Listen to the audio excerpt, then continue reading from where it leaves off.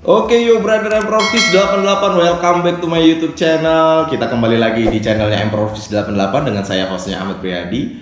Oke brother Emprovis, di konten kali ini kita mau ngebahas si kura-kura moncong babi atau biasa disebut dengan monbi gitu brother. Nah brother, Kenapa saya tertarik untuk ngebahas kura-kura monbi ini? Itu karena kura-kura ini tuh termasuk kura-kura yang langka dan juga dilindungi brother. Jadi untuk brother-brother semua, apabila mau memelihara kura-kura moncong babi ini atau monbi, itu kalian harus tonton video saya sampai selesai. Oke, karena apa? Karena di sini ada edukasi yang saya ambil dari Wikipedia Indonesia, yang pastinya informasinya juga terarah gitu brother, tidak ada hoax gitu. Oke brother Emprovis, sebelum itu kita opening terlebih dahulu. 3, 2, 1, gaskan brother.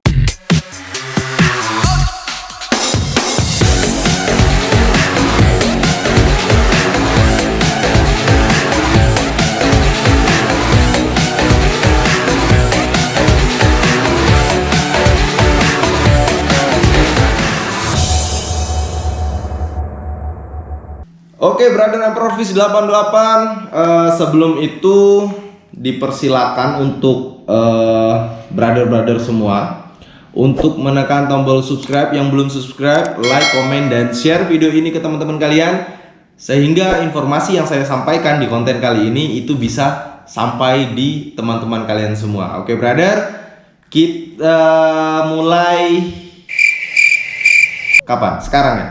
Oke. Kita mulai sekarang juga brother. Baca. Kita ngebahas kura-kura moncong babi. Nih. Mana nih? Ini ya brother ya. Nah ini dia bentukannya kura-kura moncong babi. Sekilas dia mirip dengan labi-labi ya. Sebenarnya sih ada yang nyebut labi-labi moncong babi juga ada untuk si monbi ini. Tapi dia untuk kriterianya berbeda brother dengan labi-labi atau bulus, biasa kita sebut bulus itu ya brother ya.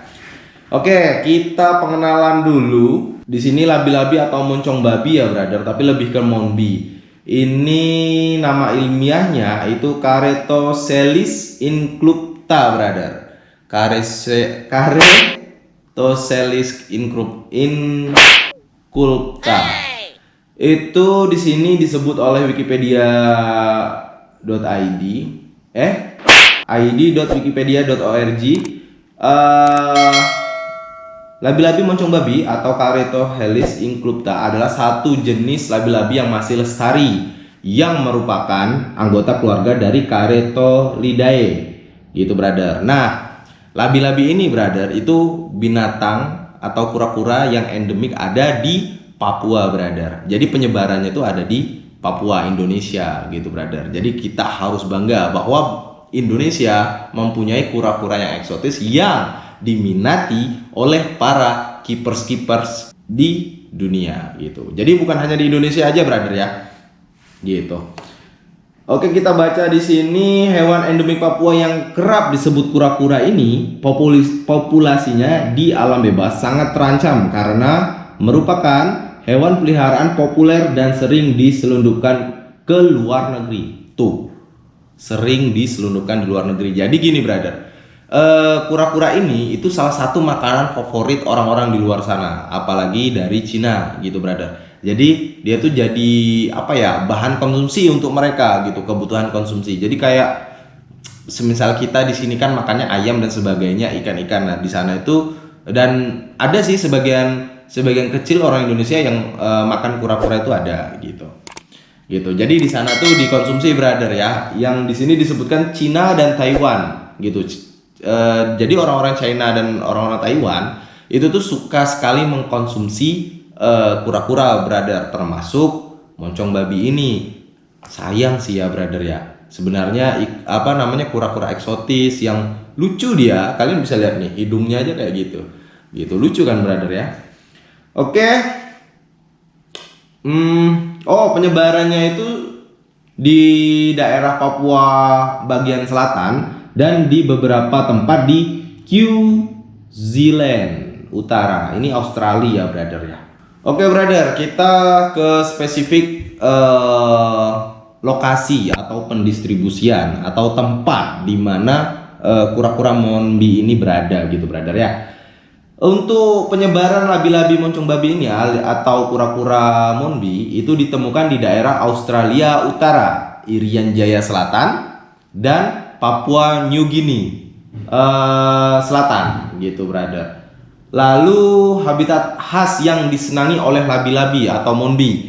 Jadi habitatnya itu seperti sungai, muara, danau, rawa, dan kolam lumpur brother. Jadi di bentuk-bentuk rawa itu di daerah Papua sana ataupun di Australia atau di Papua Nugini tetangga kita itu tempatnya tuh di rawa-rawa seperti itu. Jadi bisa dibilang sama halnya dengan ikan-ikan yang lain ya gitu. Ataupun kalau di Belitung itu ada namanya bejuku. Bejuku itu apa sih ya nama latinnya, lupa saya. Dan juga kura-kura ambonensis gitu. Jadi yang sini pipinya itu ada garis-garis gitu kan, ada garis-garis kuning. Nah itu dia habitatnya sukanya yang di semak-semak gitu, di lumpur-lumpur gitu brother. Oke, kita ke makanan brother ya. Kita ke makanan dari Monbi gitu. Jadi kalau kalian yang sudah terlanjur memelihara ya, sebelum mungkin kalian perlu melaporkan ini ya brother ya ke BKSDA gitu brother untuk didata. Dan soalnya daripada kita ketahuan ditangkap gara-gara kita tidak resmi ataupun tidak diizinkan, udah tahu ini kan dilarang masalahnya brother. Perizinannya juga saya kurang tahu gimana gitu brother. Jadi kalian harus kasih makan dia itu tuh yang sehat-sehat brother. Dia ini termasuk hewan herbivora ya brother ya kalau nggak salah. Ya kita baca aja langsung di sini. Makanan, meskipun Monbi adalah omnivora, omnivora bukan herbivora saya sebut tadi ya. Jadi Monbi ini termasuk binatang yang omnivora, yang berarti memakan tumbuhan dan hewan brother. Jadi mereka tuh seperti video ini, itu mereka memakan ikan ataupun sayuran seperti tomat, buah-buahan ya, tomat ataupun sayuran dan sebagainya gitu brother. Yang biasa manusia makan tentunya. Mereka lebih menyukai tanaman dan buah daripada binatang. Oh, tapi di sini disebutkan bahwa Monbi ini brother itu lebih suka dengan buah-buahan atau sayuran ketimbang dengan binatang seperti ikan gitu. Oke, vegetarian brother ya. Terus perilaku brother, kita di sini baca perilaku. Pada labi-labi hidung babi dewasa membutuhkan kolam besar atau aliran sungai yang besar sebagai tempat hidupnya. Individu yang lebih kecil dapat hidup di kolam-kolam kecil. Jadi ikan yang kecil bisa hidup di kolam-kolam yang kecil. Kura-kura yang kecil hidupnya di tempat yang kecil brother. Nah sedangkan yang besar ya tentunya harus yang besar. Tapi yang harus kalian pikirkan, kalau kita memelihara sesuatu itu, entah itu ikan, entah itu kura-kura ataupun apapun itu, ya kita harus menyesuaikan tempat yang kita sediakan untuk memelihara mereka itu harus sesuai dengan size-nya brother. Gitu. Kalian harus tekankan itu ya brother ya. Jadi jangan sampai ikan atau kura-kura itu lebih besar ataupun binatang lebih besar daripada tempatnya, daripada kandangnya. Itu not recommended. Karena itu akan mengganggu pertumbuhan dari si hewan itu dan juga lumayan menyusahkan dia brother. Oke brother, kita lanjut brother ya. Kita lanjut ke mana ini? Saya tadi ada bikin artikel kecil untuk supaya teman-teman tahu ya. Nah, ini ada peraturan menteri, brother. Peraturan menteri yang menyatakan satwa ini dilindungi, brother.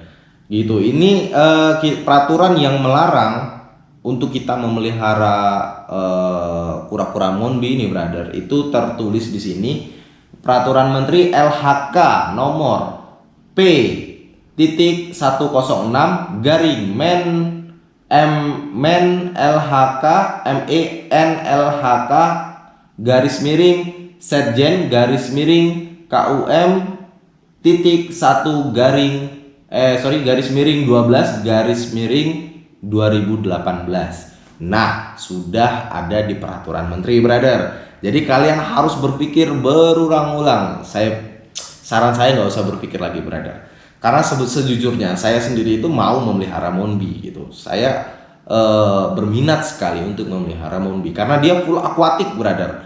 Full aquatic. Dalam hal arti full aquatic ini, si Monbi ini itu bisa 100% berada di dalam air. Beda sama kayak kura-kura Brazil ataupun CST, AST itu, brother. Nah, itu harus ada tempat dia untuk berjemur. Nah, beda halnya dengan Monbi ya, brother ya. Monbi ini akan berjemur ataupun ke pinggir sungai apabila dia sedang ingin bertelur, brother. Jadi kan nggak mungkin bertelur dalam air. Dia bertelurnya di tepi pantai. Nah, hewan ini termasuk hewan yang hidup di apa ya sebutannya ya. Pokoknya dia kadang di air laut, kadang di sungai gitu, brother. Perpindahan sih kalau saya baca di artikel ini. Nah, untuk proses kawin yang tadi kita sebutkan, jadi saat selesai melewati masa kawin dan memasuki masa bertelur, umumnya kura-kura betina akan keluar dari air untuk menyimpan telurnya di pangkal air, berarti di bibir sungai ataupun bibir pantai. Ya, berarti kayak sama seperti ini, brother. Penyu, brother ya, gitu. Jadi lucunya ini, kenapa disebut Monbi itu, brother ya? Si kura-kura ini, itu kalian bisa lihat di video, itu tuh hidungnya dia agak moncong, terus ada menyerupai hidung babi, brother, gitu. Jadi kita bisa lihat secara spesifik ya untuk kenapa kura-kura ini disebut Monbi, moncong babi ya, karena moncongnya itu memang berbentuk mirip halnya dengan babi gitu, brother ya. Terus tempurungnya itu termasuk lunak, brother, sama dengan labi-labi atau bulus gitu. Tapi kalau saya lihat sih perbedaannya bulus sama Monbi itu perbedaannya ada di leher, brother. Kalau hidung kayaknya hampir sama gitu. Untuk moncongnya hampir sama, hidungnya juga mirip babi sih. Cuman kalau lehernya itu si bulus itu lebih panjang ya kalau nggak salah seperti itu. Gitu. Nah, kalau bulus itu masih aman. Kalau si bulus itu masih aman. Oke, jadi kita masuk ke apa namanya ya? Daftar merah IUCN gitu. Jadi kura-kura jenis ini juga masuk daftar merah IUCN sebagai spesies vulnerable atau rentan. CITES pun mendaftarnya dalam daftar Appendix 2 yang artinya hanya boleh diperdagangkan secara internasional dengan pengawasan khusus dan ketat. Bentar. Ini ada artikel yang menyebutkan dia bisa diperdagangkan secara internasional dan pengawasan khusus dan ketat. Apa bedanya dengan diperdagangkan di skala nasional ya, brother ya? Begitu. Ini tetap masih diperdagangkan sih. Gitu. Wah, pokoknya yang artikel ini agak membingungkan sih, kecuali yang cuman tadi nggak ada dijelasin. Jadi saya ngumpulin ya info-info tentang Monbi. Gitu. Yang terpenting gini, brother ya. Kita boleh memelihara ikan-ikan ataupun satwa-satwa di Indonesia yang belum terancam punah. Memang kadang ada keepers yang lebih jago peliharanya daripada tempat lain. Tapi gini, brother, dia lebih aman apabila dia berada di alamnya, brother ya. Lebih aman di alamnya gitu. Beda halnya mungkin dengan saya melihara arwana gitu. Arwana itu ada sertifikat dan sebagainya. Cuman untuk arwana jenis Green Pino yang ada habitatnya di Pulau Belitung, ada di Sungai Lenggang dan beberapa sungai lainnya, itu mungkin masih aman aja gitu, brother. Gitu ya. Memang sih kita selalu menggemburkan salam lestari. Cuman kalian harus ingat, salam lestari itu bukan hanya merilis ikan. No, menurut saya no. Gitu. Kalian dapat mancing ataupun dapat ikan yang eksotis dalam tanda kutip belum dilarang, itu kalian rilis lagi, tapi kalian membuang sampah juga dan kalian juga mencemari sungai itu bukan lestari, brother.